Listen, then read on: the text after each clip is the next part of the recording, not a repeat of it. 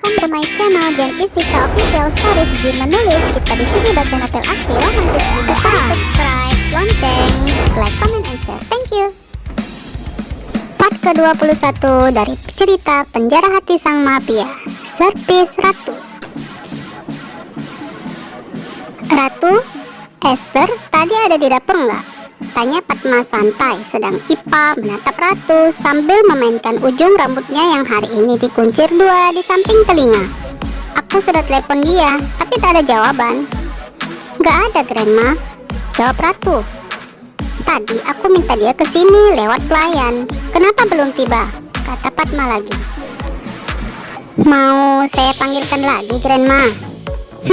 Coba lihat ke ruang kerjanya. Baik, Grandma.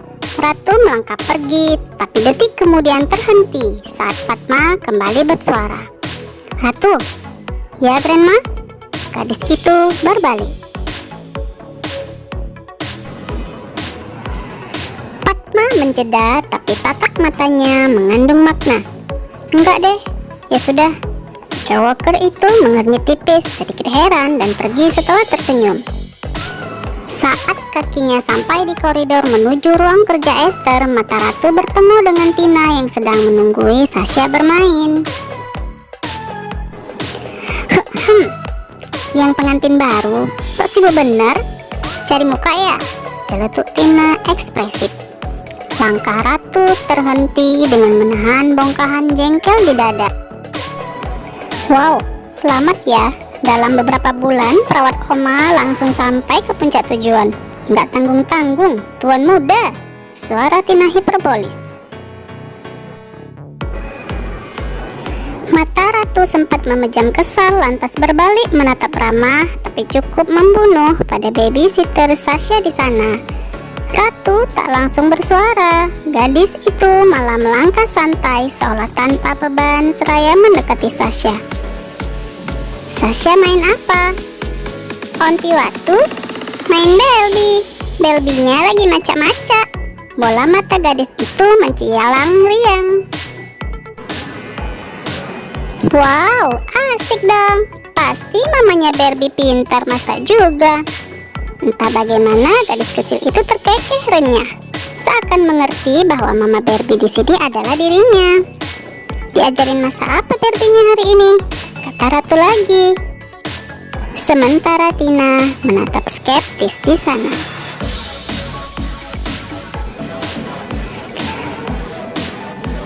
Bubul.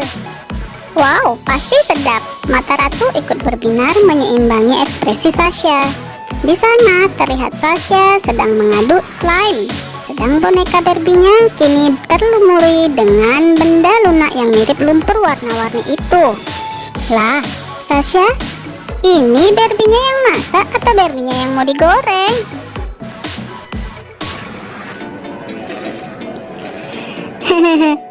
Barbie-nya masih belajar, jadi comot. Kalau macak-macak kan memang gitu. Kata Bu Gulung, nggak apa-apa kotor. Kalau nggak kotor, nanti nggak pandai. Gadis kecil itu mulai menjabarkan. Ratu mengulum senyum lucu, sementara Tina melirik makin benci pada aksi Ratu yang sok ramah pada bayi asuhnya itu.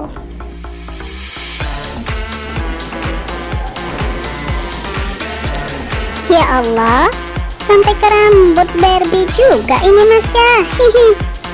Nggak apa-apa, habis ini Barbie-nya mandi kok. Capek, gelah, kotor. Nanti mandi, ya kan Barbie? Wah, pinter banget sih kamu. Hidung Ratu berkerut gemas, seraya menjalil pipi cabi Sasha.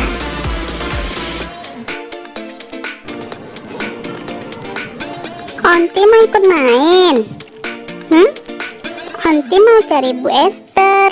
Sasha lihat enggak? Enggak. Main tulis aja yuk, Onti mau. Sebentar, Asya cuci tangan dulu. Belbinya biar istirahat. Gumoy banget deh kamu Syah.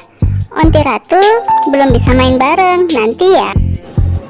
Onti masih ada tugas dari Grandma, kan ada Sustina. Tina nggak suka main tuis sama Slim. Ocehan itu membuat Tina salah tingkah. Ya udah, cuci tangan dulu Gi, kita main. Tapi Sus Ratu panggil Bu Esther dulu ya. Yeay, gadis itu bangkit dan pergi ke wastafel tak jauh dari sana. Sementara Ratu menatap Tina dengan tenang, tapi syarat akan keberanian. Sebaiknya kamu bicara yang baik saja di depan anak kecil, Tina. Dia itu uluk mencontoh. Heh, yang babysitter Sasha di sini tuh aku, bukan kamu. Belagak sekali sih, nggak usah ajarin aku. Aku tidak sedang mengajari, tapi membuat Sasha pergi dari sini dulu. Kasihan dia jika mendapat contoh yang tidak baik, kata Ratu.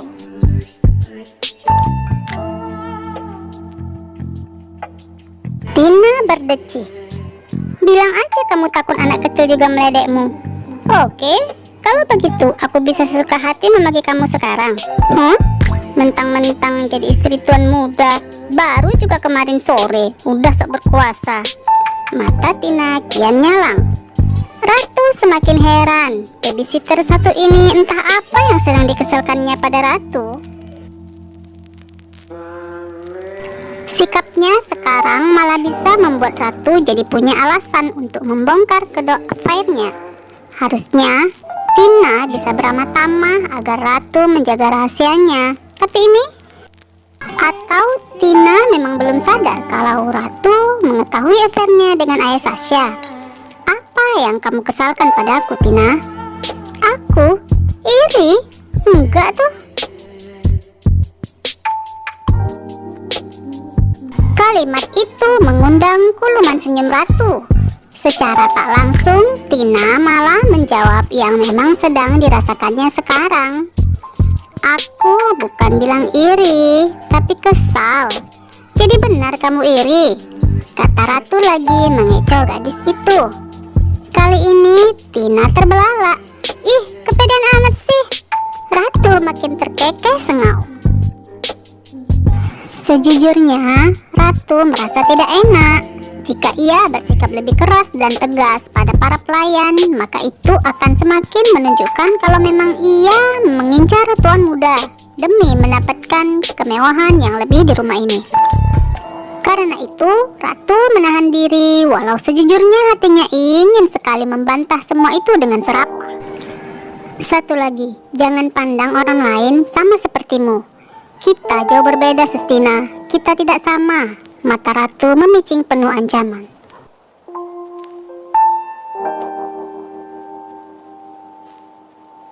Halah, munamah kamu, munafik. Ratu tersenyum kecil dengan elegan. Jawaban kamu membuktikan seperti apa kamu, Sustina.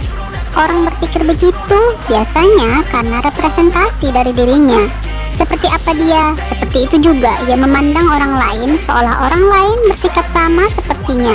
Aku tidak bisa menjelaskan banyak hal karena beberapa alasan dan gak punya kewajiban juga di sini. Apalagi padamu.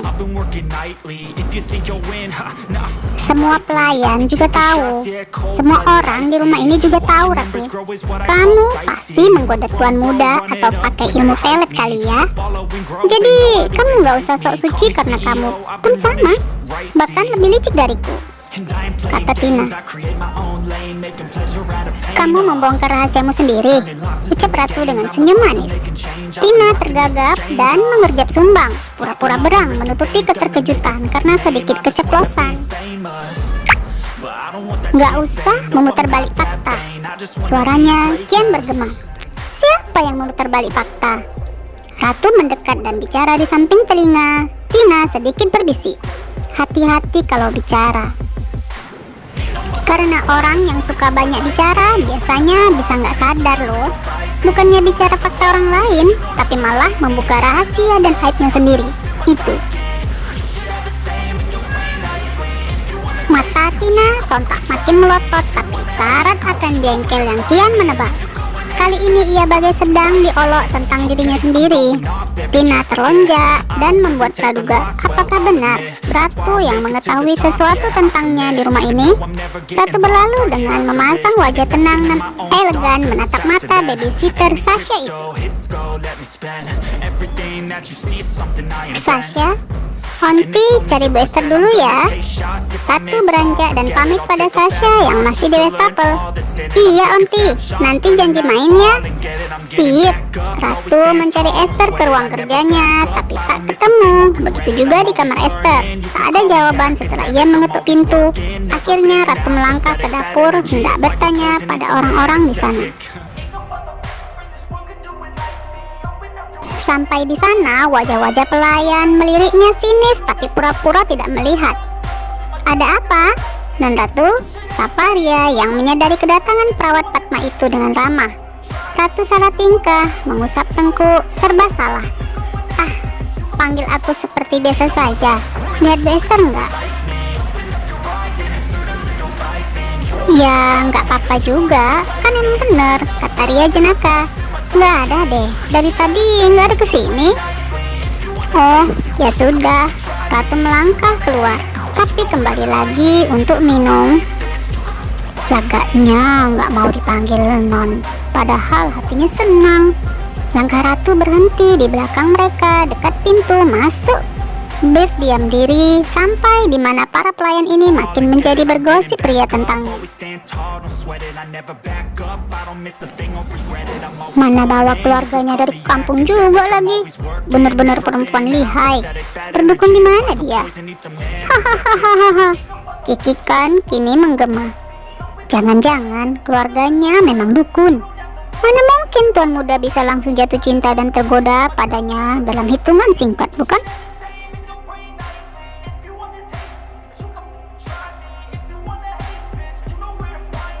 Emosi Ratu tersulut mendengar itu. Lantas maju tak ingin membiarkan keluarganya ikut terseret dan dihina di rumah ini. Sorry, keluarga yang kalian bicarakan itu keluarga saya. Dan mereka bukan dukun, apalagi tukang pelet seperti yang barusan kalian katakan.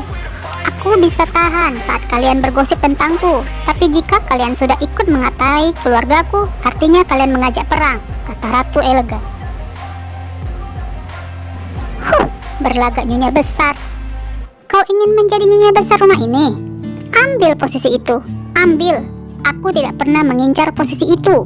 Aku bahkan ingin lari, tapi tidak bisa. Sayangnya aku juga tak bisa menjelaskan alasan ini pada kalian. Ayo ambil posisi ini. Aku malah senang jika kau mau menggantikan posisiku. Ayo. Halah, jangan sok suci kamu.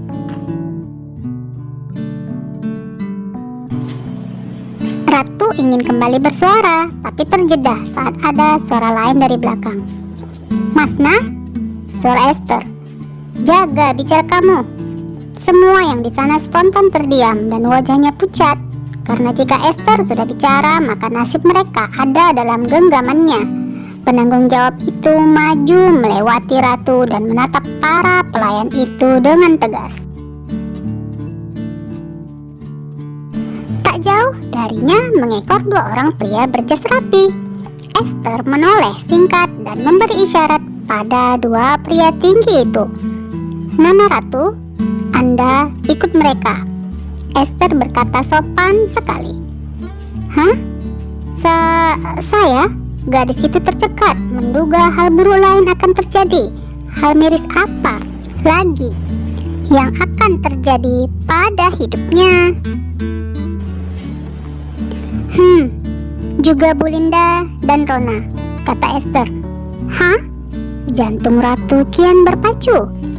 Percakapan ini membuat sorot mata para pelayan yang bergosip tadi tertawa menang, tapi tertahan di senyum mereka yang dikulum malu-malu. Ratu makin menyalakan kewaspadaan. Tunggu, mereka nggak salah apa-apa. Ini mau kemana? Esther menjeda. Tuan muda minta mereka menjemput Anda untuk pergi berbelanja. Kali ini Ratu tersadar kalau Esther memanggilnya dengan kata ganti lebih sopan. Hah? Belanja? Ratu terbeliak bingung. Belanja? Belanja apaan? Sorot wajah pelayan-pelayan itu sontak ternganga kaget, bukan main. Kalah telak dengan kalimat tadi. Makin hancur saat Esther kembali melanjutkan kalimat. Sesuai perintah Tuan Muda, Anda diminta pergi jalan, belanja pakaian atau ke salon hari ini. Esther tertunduk sopan. Mulut Ratu ternganga gagu. Bukannya senang, ia malah makin merasa tak enak jika begini. Tapi Esther langsung menjawab dengan mengirim isyarat lewat mata agar Ratu segera ikut dua ajudan pria tadi. Sedikit bingung, gadis itu mengekor langkah dua ajudan dan Esther berdiam menatap para pelayan yang memang sudah sepantasnya mendapatkan peringatan. Kalian baca peraturan yang tertera di surat kontrak kalian, kata Esther dingin. Para pelayan itu mengangguk takut, sementara Ursula dan Ria menatap sarkas, siap menonton. Dilarang bergosip, kalian ingat? Kata Esther.